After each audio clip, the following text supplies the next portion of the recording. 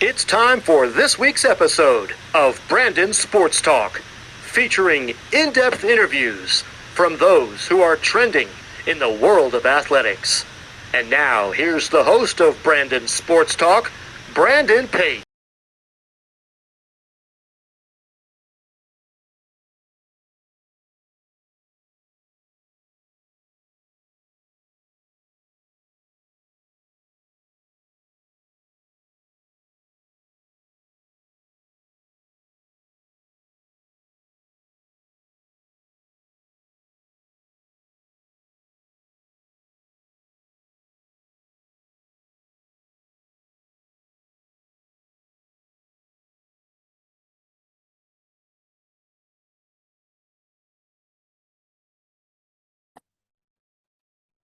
Welcome back to Brandon Sports Talk. In today's episode, I have the privilege to interview the USA softball player Kylan Becker. How are you doing today? I'm doing good, Brandon. How about you? I'm doing good. Can you talk about how you knew that you wanted to play professional softball? Yeah, so growing up, that wasn't necessarily something that was a goal of mine. The main goal was to go play SEC softball. And once I got there, then that's when my eyes opened up to a future in softball. And when I realized that I belonged in the SEC and that I was, really hitting my peak at the end of my career, senior year of college, and it's like I'm just now getting to my best. There's still a lot more left. That's where the plan of trying to play and continuing my career and being among some of the greats is that's when that kind of came to. How was it like? Obviously, as you said, your dream was to play in the SEC and you got to play with Ole Miss in the SEC. Yeah, that honestly was surreal. Like I mentioned, growing up, that was my dream. I had a goal board and it was SEC softball, and I had all the schools around there. And when the opportunity came to go to Ole Miss, and I stepped foot on campus, and you could just tell, being in the South and in that kind of area, it's just the people live off of the sport. So I knew that's where I wanted to be. I knew that it was going to be competitive. I knew it was going to be playing against the best colleges. And that was just amazing. I love Oxford. I love Mississippi. The fans are great. The town's amazing. The facilities, everything, it's just top of the notch. And that was always the dream. How was that feeling like getting to put on that Ole Miss or softball jersey? Greatest feeling ever. There's so much pride when you get to play for a university that you care so much about. So there was definitely, always a sentimental value when you got to put that jersey on. What was your feeling like getting to play in the SEC and playing against those big teams like Georgia, Florida, Alabama? It was awesome, honestly. Starting out as a freshman, it was wanting to feel like you belong there and competing against the best. And as you start to grow, and then you start to get a little bit more recognition. It was awesome because you got to play against the best, so that if you're succeeding among the best, then that means you can count yourself as one of the best. That was something I always wanted to.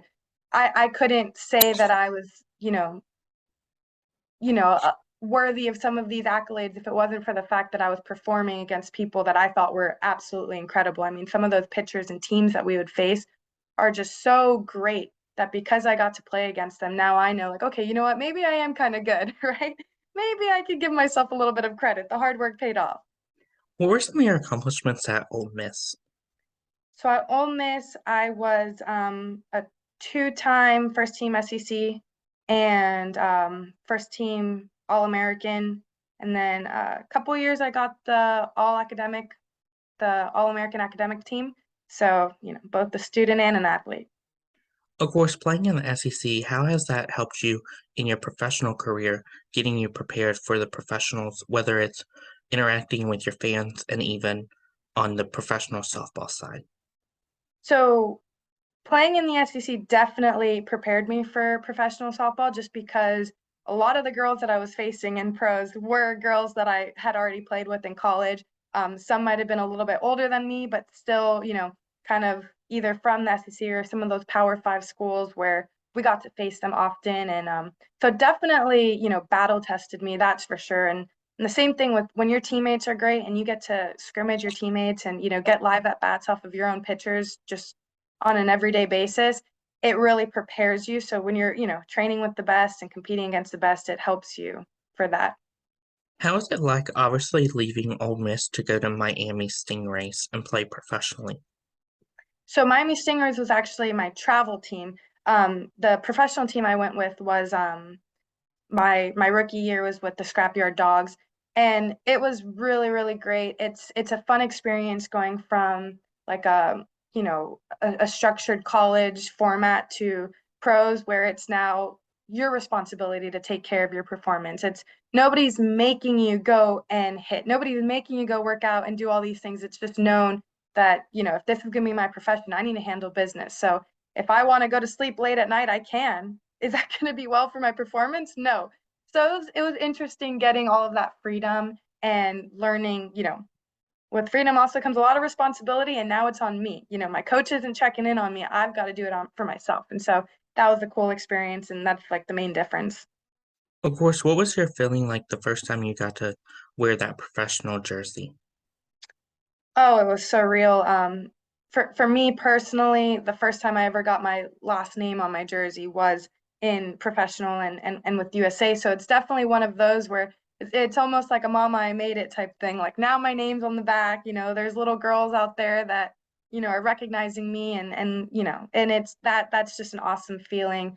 Um, and being able to be amongst the best. I mean, I kid you not, I played with some really great athletes that I always looked up to growing up, and so to actually be there and get to call these girls my teammates and friends, I mean, it's just surreal.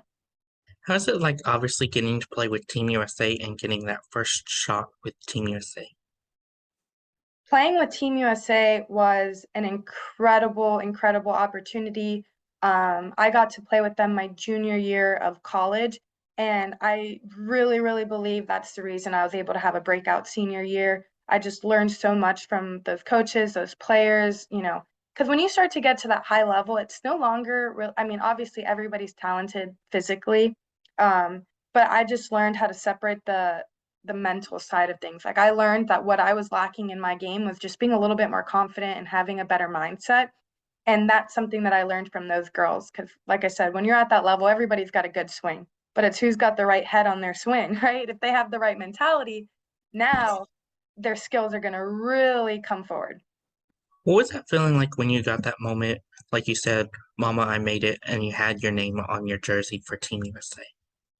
Oh, it was amazing. I mean, again, like I said earlier, I never even imagined playing for Team USA. That wasn't even a goal of mine because it just seemed like it was so far out of reach. So, to see your name on that roster, to have your name on that jersey, it's like, wow, I couldn't even have dreamt of this because I thought it was so far out of reach. So, like, the fact that I'm even here is just unbelievable. And it's an accomplishment I'm gonna carry with me for the rest of my life. How is the feeling like getting to put that jersey on for the first time and representing Team USA and having the American flag on your chest? Well, having the American flag on your chest and having USA across the chest, that's just a whole different feeling, right? Because, playing in the States all the time, playing for colleges, everybody's an American citizen and everybody is here. And we know the game in a certain way, but getting to represent the USA and going to Japan and, just seeing the way they carry themselves over there and seeing all the different countries that we got to play. But when I was with USA, we took a trip to Japan and played them a good amount of times. And it was just so unbelievable to get to see, how each country represents themselves, how they prepare for games, how they communicate, everything, just the game. It's the same game, but just people have different takes on it. And it was so awesome getting to learn from that. And, of course, again, being amongst the greatest with USA, getting to learn from each of my teammates and stuff. What was that feeling like getting to travel the world and, as you said, going to Japan? Going to Japan was definitely a career game changer because I really look up to the way that they play, the way that they train. Everything is with purpose, and honestly, their game is something that is closer with mine. I'm a small game player. I was a slapper, bunt, hit and run type thing, and watching them, that's really how a lot of them succeed. And I learned a lot of little tricks from them, just seeing how they play pepper. They play pepper for an hour before the game, and it's, with intent. It's not just, oh, I'm trying to buy some time and, play around. No, they're playing like that so that way whenever they have two strikes and they need to put the ball in play, they're confident that they can do it. Anytime they're given a hit and run, they know how to do it. And so I just loved watching them and how they respect the game and kind of, trying to add that into my game. What are some of your game day rituals and routines that you took over from college to the professional? So my game day rituals, I think, are just always, I like to have the same prep. So my warm up, what I learned from college was that I like to do certain types of T drills. I like to start with one hands, then work my way into, full swings and all of that. And then I'd like to warm up each of my different types of swings. Again, as a slapper, I had like 5 different types of swings. So in college, I learned that that's what made me feel confident. If I could warm everything up and I felt good in warm-ups, then I knew I was confident in the game to use them all. Some days you don't feel good using all of your tools, and through warm-ups you're able to learn like, hey, this swing's not working today, so I'm gonna, stick to just my power slaps or something like that. And so I carried that into pros. I made sure that I found the time to make sure that I got the proper warm-up in and all that. Besides obviously getting to play against Japan, who are some of the teams you played against, and have you played against teams like Canada? Yes. So I got to play against Canada multiple times because in the pro league, I also played against Canada. I got to play against Chinese Taipei, China, Puerto Rico. There's probably so many. Leaving people out. Philippines. Um, Trying to think. Yeah, those are mainly it because when I was with USA, we ended up going to Japan, and again, we just played Japan in a major series. What was that like, obviously getting to play in that Canada-USA rivalry game? That was a lot of fun. When I played Canada again as a professional, they're just so amazing. I mean, these are girls that are also that played college in the States. So again, you're talking about some of the best USA players are also on the Canadian team. Plus, you have a lot of girls that are just fantastic over there. And again, the way that they play, and you can tell that they have such a tight, team culture and stuff. I mean, that they're awesome. Again, a bunch of legends on that team that you grow up looking up at. Of course, what is that like, obviously getting to play against those players that also are US citizens in Canada playing against them?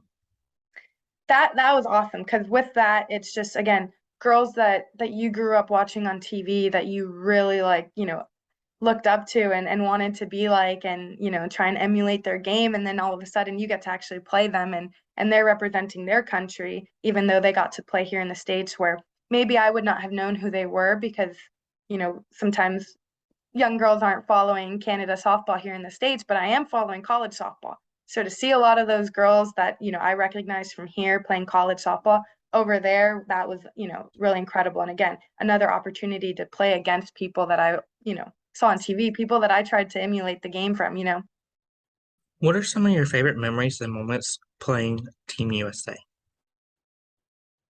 I think some of my favorite memories and, something that I really took away from there was when you're with some of the best and you realize how simple the game is for them, that's something that really stuck with me. When I was there, Natasha Watley was my coach. Again, somebody that I was watching from a young age, and she was a slapper, somebody that I looked up to, and now she's my coach there. And to hear her and her perspective on how the game is played, it's so simple that I was like, why am I thinking of 101 things during the game? Like it's really a game of just throw my hand to the ball, or it's a game of catch like softball really is a game of catch. We can't overthink things. It's catch, throw, and make contact with the ball, and everything else, of course there's harder things from there, but you got to simplify it. You can't overthink it. That's something that really stuck with me from my time there. What does it mean to you to obviously be a US softball player? Um, it means a lot to be able to know that, nobody could ever take that away from me. At one point, I was on that USA national team, which means at one point I was, the top of the top in the game. And, now that I'm retired and I don't play anymore, it's something that I really do carry around with value because if somebody asks, hey, what's your softball experience like? It's like, well, you know what? I'll tell you about my softball experience. I got some time with USA, I got some time professionally, I got some time, in college. Even though I'm not playing, I still can, talk about it and you could learn a lot from me. What is that feeling like, obviously getting to meet your fans and having them ask for your autographs? Oh, that never gets old. I mean, when you go places and people are calling you by name and sometimes you don't even have a jersey on. I mean, that's sometimes some of the greatest experiences to know that little girls are looking up to you. And that's something that I always took to heart was just make sure that you're a good teammate. Like, I don't care necessarily about the performance, and the girls obviously want to follow you because, you're a good softball player. But I also like to make sure that I'm a good teammate and just somebody that they like, look up to. And if they see me off the field, I want to make sure that I give them that autograph, that I say hi, I take those pictures, and it's a lot more than just performance. It's about how you carry yourself, and so that's something that I take, great responsibility in, is making sure that I'm a good role model. How is it like, obviously, when they asked for your autograph internationally versus obviously when you were domestically playing for US? Oh, internationally, it's super cool because that's kind of almost like celebrity status. They don't know who you are, but for some reason they're like, oh, I kind of think it'd be special if I got an autograph for me, right? I mean, how many times do you go somewhere that you're like, I don't know who this person is, but you know what? Everyone's asking for their autograph, so let me just get it. That's kind of like a little joke, like, they don't know who I am, but they just know that, hey, apparently she's good, so let me get her autograph. I mean, that's special too. Who are some of the people that you look up to in the softball community? Oh my gosh, there's so many. I mean, just like the first one that always comes to mind would be like Natasha Watley, because as a slapper, when I was first learning, I was a natural righty transitioning to the left side. I would just watch her videos, and she has a lot of training videos and all of that. So that's somebody that I would always go to and try and emulate her game. Of course, who are some of the people that are influential in your career as a softball player? Oh, there's just so many that are too hard to name. I mean, you look at people like Kat Osterman, who just retired, and Monica Abbott, and your Megan Wiggins. I really appreciate all those that have stuck around and are continuing to play the game and making it a better place. They're leaving it better than it started, or sometimes it's like the pro softball lifestyle isn't the easiest, right? And with Athletes Unlimited, it's like they're actively trying to make it somewhere that, women can have a career out of this. And so, of course, I stepped away from it and took a full-time position as, in the regular boring work world. But I really, look up to all of those that have really pushed through and was able to handle continuing to play their career, you know, 10 years out of college. I mean, that's just awesome. And it's really difficult to keep yourself in shape year round in softball, ready for that high level when you don't get to play college where you're practicing every day and working out every day with a team. You've got to do all of that on your own. So, all of those girls that are still continuing to play so far out of college, I mean, they're definitely, you know, amazing. Of course, what was that moment like, as you said you retired, and when was it that you knew that you were going to retire? So, in 2020, I had a feeling it might have been my last game, but I didn't officially say it. I knew that, I was. It's tough to play professional softball because the season's only about 2 months long. So, what do you do out of those 2 months, right? Am I going to be a coach? Am I going to be a teacher? Am I going to just give lessons? I knew that I wanted, a full-time job. I'm not really cut out for the coaching world and stuff. So I knew that I needed a job that was going to be full time. So I had that feeling um, that there was a good chance that when I got my full time job, they would tell me, no, you can't take 2 weeks off to go, or 2 months off to go play softball. I was hopeful though. So my last game, I had a feeling, but I didn't officially know. And then it wasn't until November after that summer season that I officially signed my contract with my job with Wilson Sporting Goods. So I'm still in the softball, baseball world. But when I took that position, it was like, all right, hang them up. I'm done playing, and it was a bittersweet moment. What was that feeling like, as you said, hanging up your softball cleats and your jersey for the last time? It was tough. It's definitely something that was a part of my life for so long. When I was done, honestly, sometimes people ask me how much I miss it and everything. Of course, I miss the game, love it so much. But it was also a feeling of like, okay, I gave it my everything. I can relax now. Because for me, I was so big on making sure that I was putting in the work. Like I was making sure I was hitting and working out every single day. I wouldn't go to sleep at night knowing that I didn't put in my work for that day. So, officially being done, it's like, okay, I can relax because that weight of knowing that I was going to still try and make it happen, but know that I can't give it my all, that I think would have been a worse feeling than knowing that I went out with a bang, I gave it my all, and then when time came where I can't give it my all anymore, then at least I got to walk away on a high. What was that transition like from playing softball to getting into working for softball? The transition, well, you know what? It's a little bit easier because at the end of the day, I still get to talk softball, baseball, and I still get to watch it, see it, so it wasn't like I had to walk away from the game, cold turkey, just that's it, don't see it anymore. I'm still around it all the time.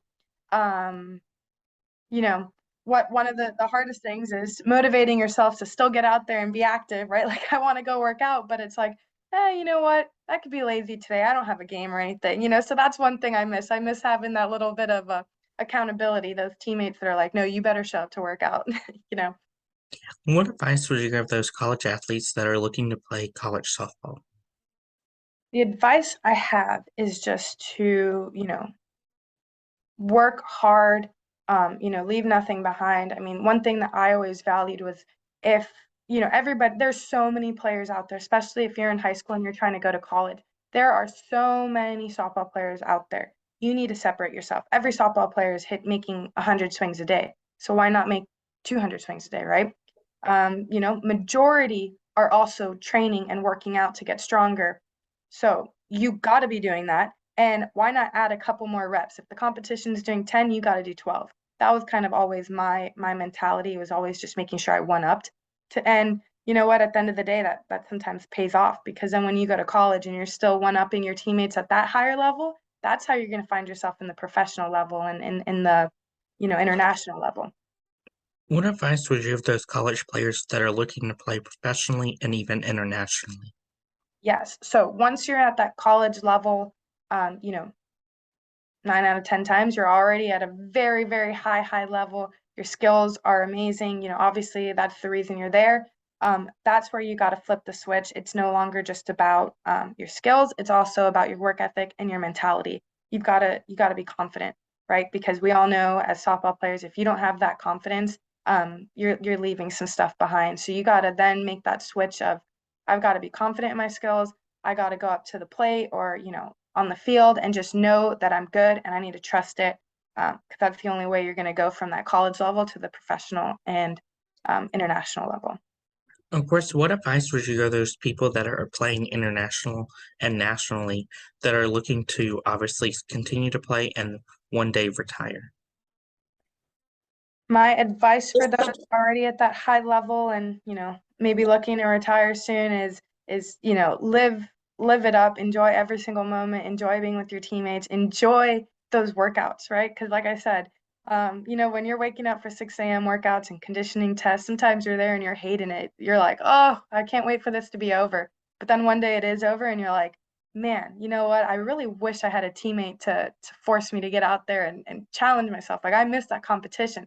So just really, appreciate every moment, and keep it up, keep that hard work, keep going the extra mile to train harder than your competition, because one day it's going to be over, and you're going to lay your head, to sleep at night knowing you gave it your all, rather than feeling like you left something out there. What advice would you give those people such as yourself that is transitioning from playing professionally to getting into the corporate world? My advice would be, honestly, like, the corporate world, it's still like a ball field. It's still a lot of a lot of competition. You got to use that same mentality of handling, like your college life, where you're doing schoolwork and you're also handling, your athletics. It's the same thing when you're out there. People really value student athletes because they know that they know how to handle their time management, organization skills, like all of that you got from your sport, carry that over into your corporate life. That competitive nature, people love that. You got to always want to be the best. And so, carry that into your work life as well. That's great advice. Where can my listeners find you at on social media? Yeah. So you guys can find me at Kylan Becker on all platforms. It's just at Kylan Becker. Thank you again, Kylan Becker, for your interview, and best of luck in your future. Thank you. Appreciate it, Brandon. You can find Brandon Sports Talk on Facebook at Brandon Sports Talk, Instagram at Brandon Sports Talk, Twitter at Talk_Brandon, and you can find me on YouTube at Brandon Sports Talk. Don't forget to like, comment, and subscribe. Thank you again, Kylan Becker, for your interview, and best of luck in your future. Thank you. Appreciate it. You've been watching Brandon Sports Talk. Please feel free to like, share, and subscribe to Brandon Sports Talk on social media and on YouTube.